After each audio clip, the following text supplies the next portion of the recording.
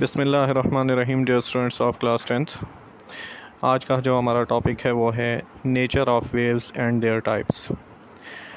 आपकी बुक पर page number 13 है। सबसे पहले हम वेव्स को डिफ़ाइन करते हैं कि व्हाट आर वेव्स। वेव हम किसे कहते हैं? A wave is a disturbance that moves outwards from its point of origin, transferring energy by means of vibrations with little or no transport of medium। तो wave जो है तो एक disturbance है। डिस्टर्बेंस कहाँ से शुरू होती है?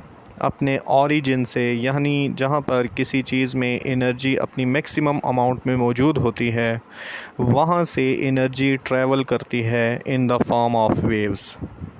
यानी वेव जो हैं तो मींस ऑफ ट्रांसपोर्टिंग एनर्जी हैं, यानी एनर्जी को ट्रांसफ़र या ट्रांसपोर्ट करने का एक ज़रिया है।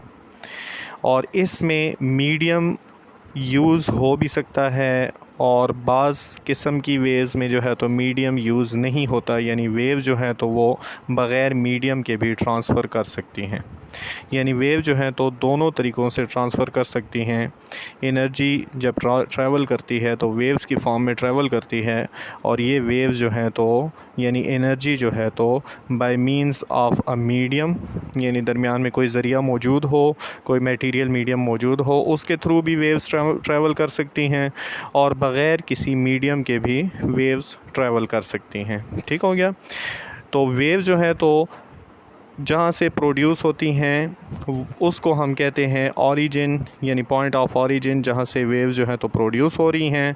और वेव जो है तो डिस्टर्बेंस होती है, यानी मटेरियल मीडियम चाहे मौजूद हो या ना हो, एनर्जी जो है तो एक जगह से दूसरी जगह ट्रांसफ़र करती है, ट्रैवल करती है in the form of waves. ठीक हो गया? इसमें फिर there are two common features to all waves. Waves के अंदर दो खसूसियात जो हैं तो कॉमन होती हैं। A wave is a travelling disturbance. सबसे पहले ये कि वेव जो है तो डिस्टर्बेंस होती है जो ट्रैवल करती है, यानी वेव जो है तो एक एनर्जी होती है जो ट्रैवल करती है एक पॉइंट से दूसरे पॉइंट, यानी एक जगह से दूसरी जगह।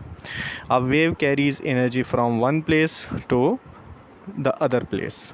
यानी वेव जो होती हैं वो एनर्जी को कैरी करती हैं, एनर्जी को पहुंचाती हैं एक जगह से दूसरी जगह।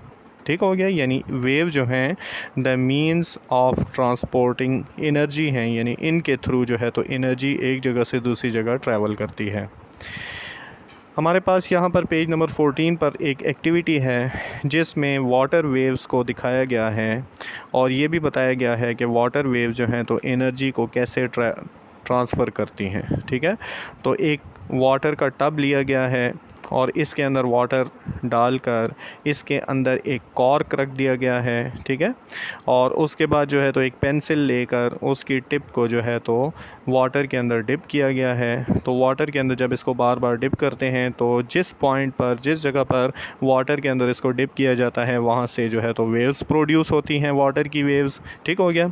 अब ये वाटर की वेव जो हैं तो जब आगे ट्रैवल करती हैं तो कॉर्क जो है वो अपनी ही जगह पर, यानी अपनी ही मीन पोजीशन पर अप एंड डाउन वाइब्रेट करने लगता है, और वेव्स जो हैं वाटर के अंदर से पास होती हुई एक जगह से, यानी जहाँ से पेंसिल को डिप किया गया था वहाँ से लेकर और दूसरे सिरे तक जो है तो वेव्स ट्रैवल कर जाती हैं।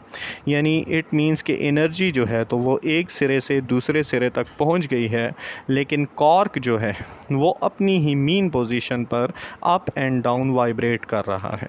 ठीक हो गया?